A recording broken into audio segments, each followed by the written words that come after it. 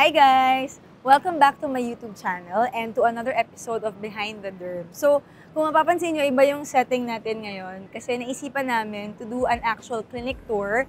Pero this time, mas raw. Hindi namin pinaghandaan, so makikita nyo yung mga kaguluhan sa loob and everything. But before we go inside, parang gusto ko lang mag-travel down memory lane ng konti. So itong clinic na to, nag-transfer kami dito August 2021. Pero before that, dun kami. Ayun no, nakita mo yon, yung second floor na yan. Dun kami dati. Yung second floor sa ibabaw ng Goji Mani. Dyan yung dating Derm HQ clinic. And then during the pandemic, nag-move kami dito sa bagong location. And for my older patients, or those of you who have been with me from before, alam nyo na iba pa yung logo namin before, may mga dahon-dahon pa, di ba? But 2023, we decided to like rebrand and make it look a little bit different. So yun yung makikita nyo ngayon. Pero it's still always a work in progress. So may mga konti pa kaming inaayos. So why don't you join me, guys?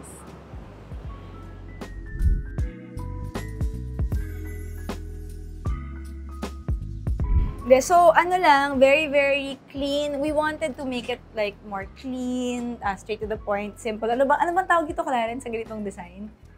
Minimalist, Scandinavian. So, hindi naman po ako designer. So, basta yun, with the help of my husband who's an architect, we sort of made it look more clean. And yung bago namin na logo, courtesy of my team. Ayan, so this is the clinic. I have 5 other doctors with me here and some of them nakikita niyo sa mga videos ng clinic. So let's go on with the tour. So this is the waiting area. Konti lang yung seats because we really wanted na yung patients as much as possible will not have to wait too long. Alam mo yun. And then here is and si Dr. Hazel kasi in duty today. So ayan, siya yung busy. Ginugulo natin siya, guys. So ito yung parang, how do you say it, the counter where you will see our staff. And then when you enter here, we have another waiting area. Normally yung patient na next in line, nagpupunta siya here. And then we have 4 different rooms. This is the main consultation room wherein the doctor on duty stays here. Ito yung pinakamagulong part. O tingnan mo, ito yung mga hindi nyo nakikita sa video. Camera roll, ayan, yung mga basures. Ayusin pa natin yan, guys. Ang tagal ko nang inaayos yan. Ito pala yung dati namin na logo. Ayan. So, sa mga hindi nakakaalam, ito yung dating logo. So, madami akong mga ganito na bags. Hindi ko na alam yung gagawin ko kasi iba na yung logo namin. Then, we have our simple bed and cabinet and everything. So, ayusin pa namin to. So, next, we have here the visual room where we like to take before and after photos of our patients. Sometimes when other doctors also come on different days, dito kami nag-hold ng clinic, we see patients. We have this because we want to have an objective documentation of patients' progress when they do treatments. Kasi diba minsan, especially kung yung pasyente talagang araw-araw nila titingnan yung mukha nila, mahirap ma-notice yung mga subtle differences na nagagawa ng treatment. So, at least pag meron tayong mga cameras, we have an objective way of showing them, talaga tingnan mo dati, ito yung skin mo, ito na ngayon. And then, itong mga librong to wala, mga kinuha ko lang to sa bahay para may laman yung bookshelf. We like kasi looking at mga antique furniture shops. So, this is an antique furniture that we got. So, sabi ng team ko dati, smorgasbord daw yung furniture ko. So, ayan, ano yun? Masyado daw akong formal. Gusto mo mag-drama ako. Ito yung aking director na lagi akong pinapagalitan. And this is our treatment room number 1 where a lot of the machines are. So ito guys, yung pampalamig kasi admittedly, meron tayong mga procedures na hindi talaga siya ganun ka-comfortable. And as much as possible, we want to make the treatments more comfortable for the patient. So we employ ang mga ganito na strategies talaga. So ito, it blows cold air sa face. Kasi di ba may init yung mga lasers. So, napapalamig niya yung treatment. And then ito naman yung CO2 laser surfacing. We have 1927 thulium laser. We have the RF microneedling. We have bipolar RF energy-based device. And then meron tayo nung neuromuscular and electromagnetic stimulation with RF para dun sa mga gusto magpapayat. Itong mga machines na to usually dito lang siya. We move the patient kung saan sila kailangan. So, guys, hindi naman ako nagsimula ng ganito. So, totoo lang, when I started my practice, sobrang konti pa lang ng machines ko. Kasi konti pa lang yung patients, wala pa tayong masyadong budget. I really didn't know. Kasi hindi tinuturo sa amin in med school how to run a business. Yun na nga yung one of the things that I wish I learned about going into dermatology. Kasi I made a lot of mistakes nung nag-start ako. Parang, syempre excited ka as a new derm, parang you wanted the latest machines, ganyan. Pero without realizing na wala ka pa naman palang pasyente. So, yung mga binili ko na machines dati, actually hindi ko siya na ROI kasi na-obsolete na siya kung baka may bago lang technology na dumating. Hindi ko naman siya nagamit. Di ba, you know naman that the field of aesthetics is ever evolving and patients always look for the latest technology kung ano yung pinakabago. So, I learned na along the way na parang kailangan alamin mo yung patients mo, kung ano yung interest ng clients mo before you buy a machine. So, all of these machines, hindi ko naman yung sabay-sabay binili.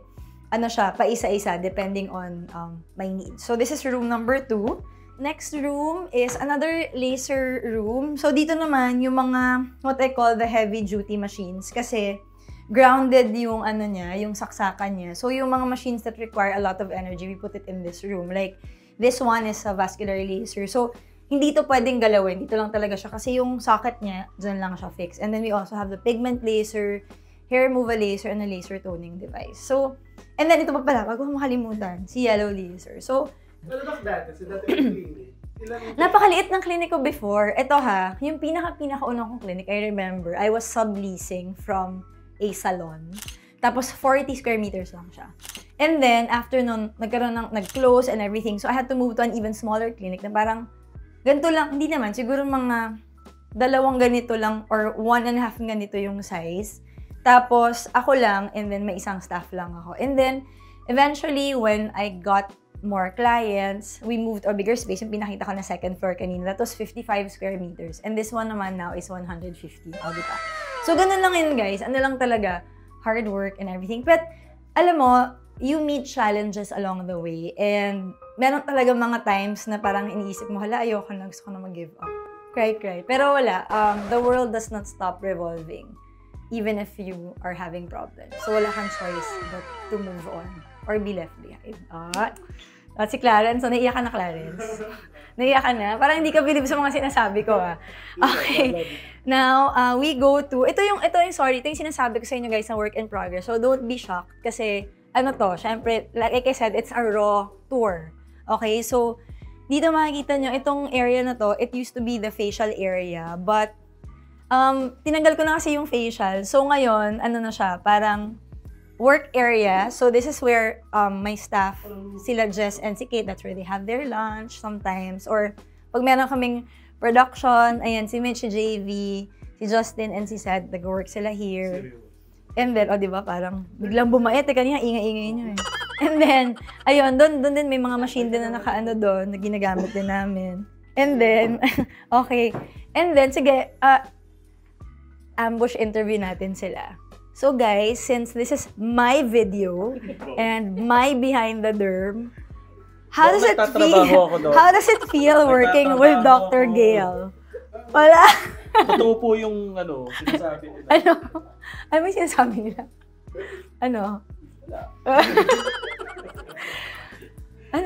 Go. Totoo? Totoo.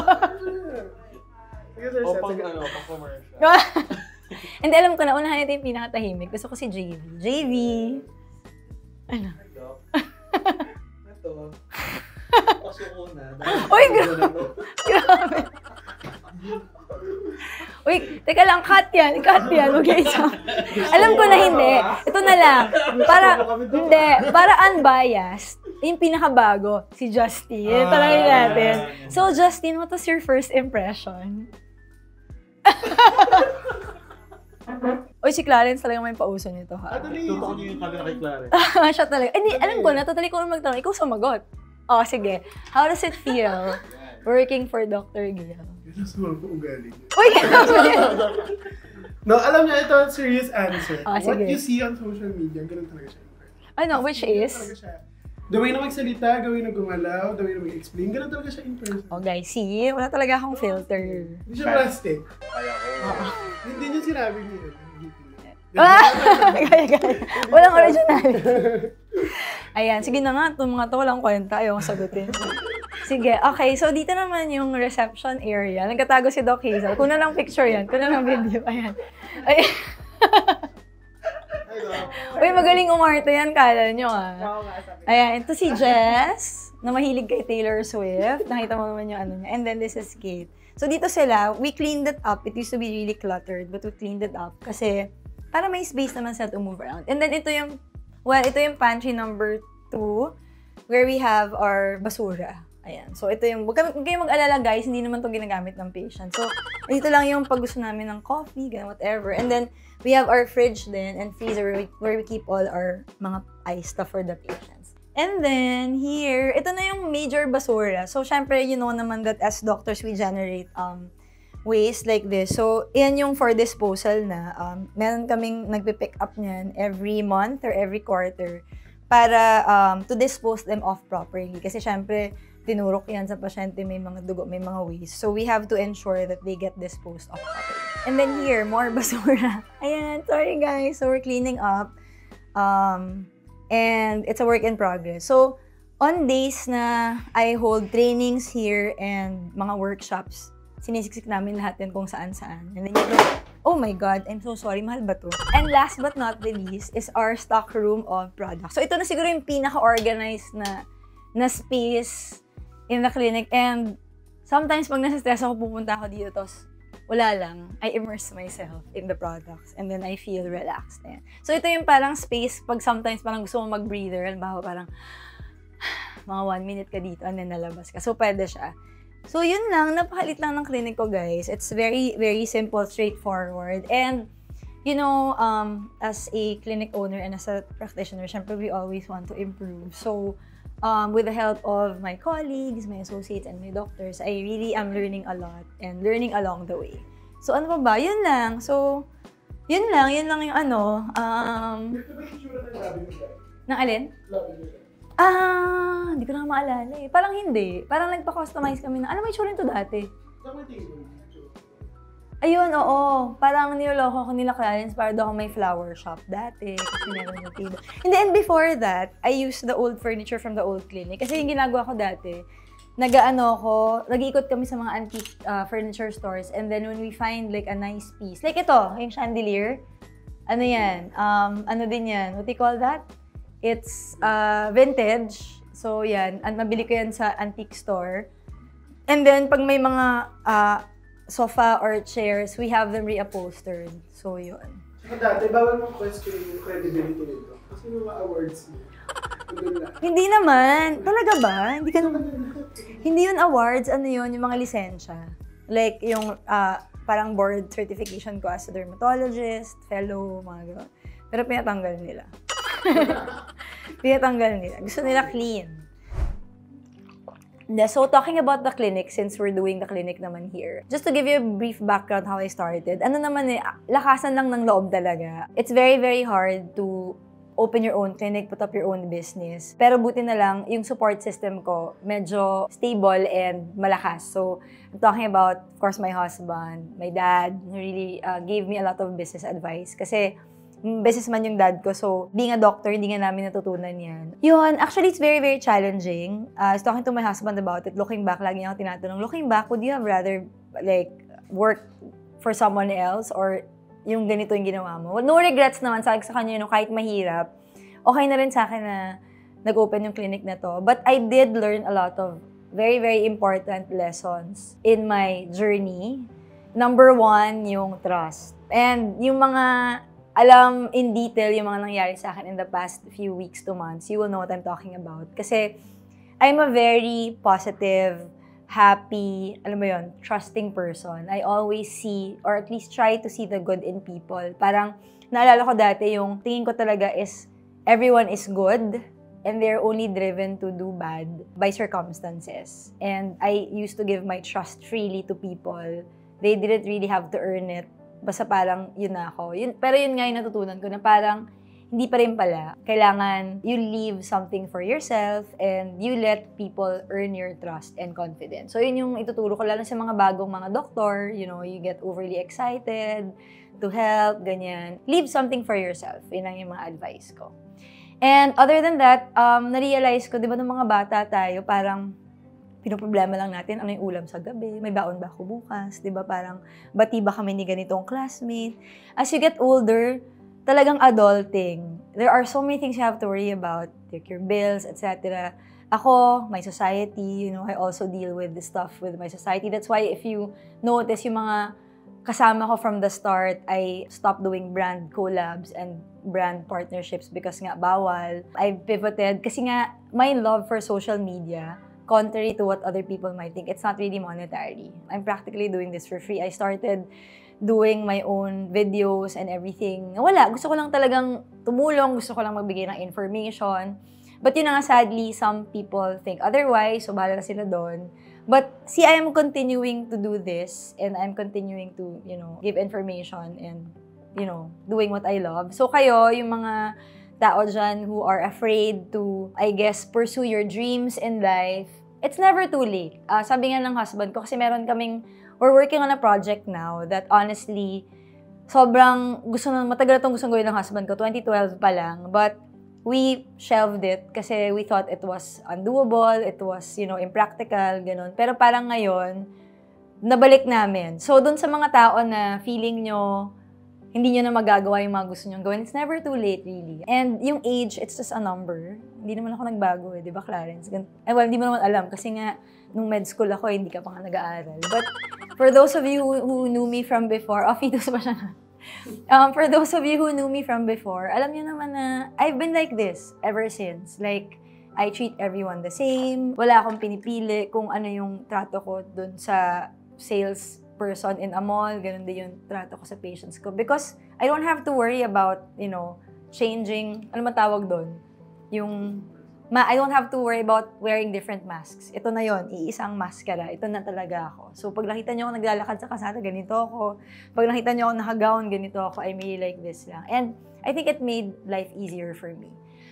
In terms of what I feel, or what I see Derm HQ being in the next 5 to 10 years, of course, meron tayong mga aspirations. Yung operations kasi namin is, it's not like a commercial clinic with a lot of branches. I've always wanted my clinic to be more personalized. Like, gusto ko yung mga pasyente ko, kilala ko. Hindi lang sila patient number 1. Alam mo yun, para okay, next patient number 2, ayoko nung ganon. Parang, that's why nga, other people might hate it, but when I do consultations with my patients, I take time, you know, kasi when you treat your patients, it's not just looking at the lesion eh. Siyempre, kailangan alamin mo yung background niya, yung lifestyle niya, ano ba yung habits niya, preferences niya. So, we're more like that. Kaya, I'm so sorry dun sa mga sobrang nag-aantay ng matagal. We've heard super bad reviews on Google na parang, they waited 2 hours, 3 hours, ganon. But, I'm so sorry. But that's really how I do my clinics. I like to get to know the patient. And I'm sure, pag turn mo na, ma-appreciate mo yung sinasabi ko. I don't like rushing patients. I don't like parang dekahon na treatment sa mga pasyente. Although,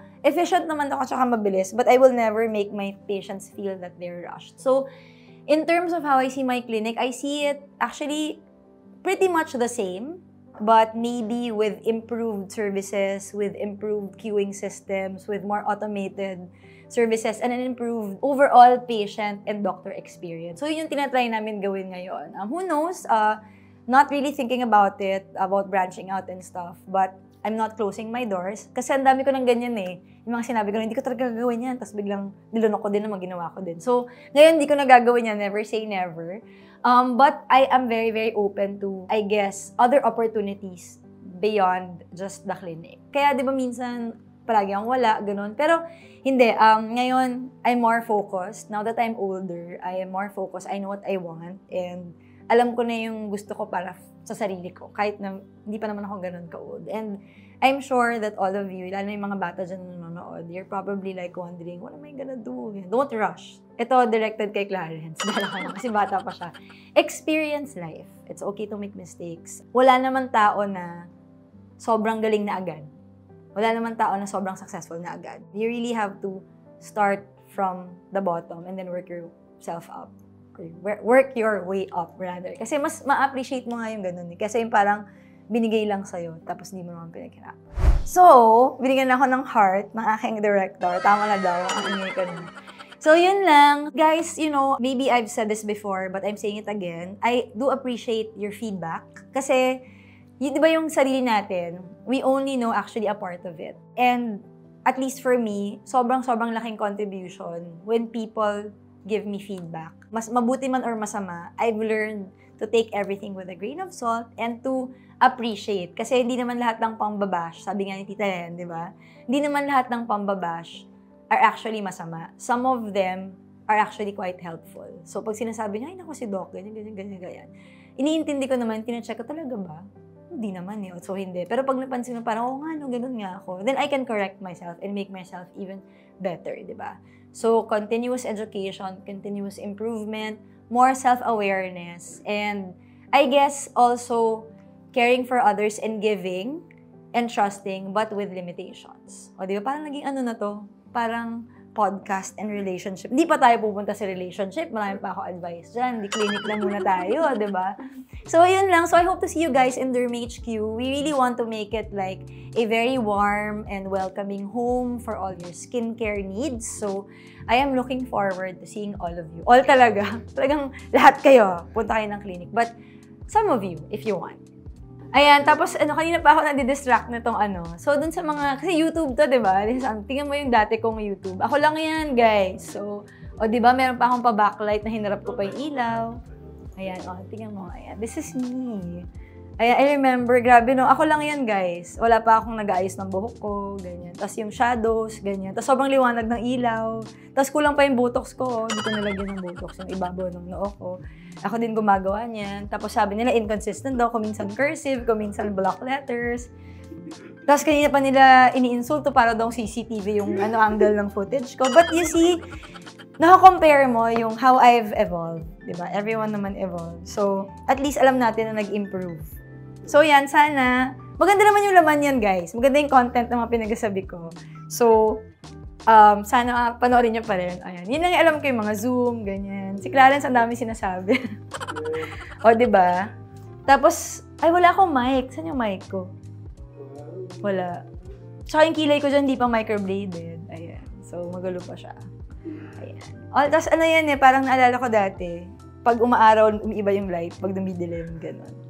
So, yun lang. If you enjoy this episode, guys, and you want more of like this, just let me know. I am very open naman. House tour. House tour, oh my God. Baka 2 minutes lang tapos na. Hindi ko kaya pwedeng i-condo tour kasi liit ang bahay ko. Baka parang 5 minutes. Okay, we're done.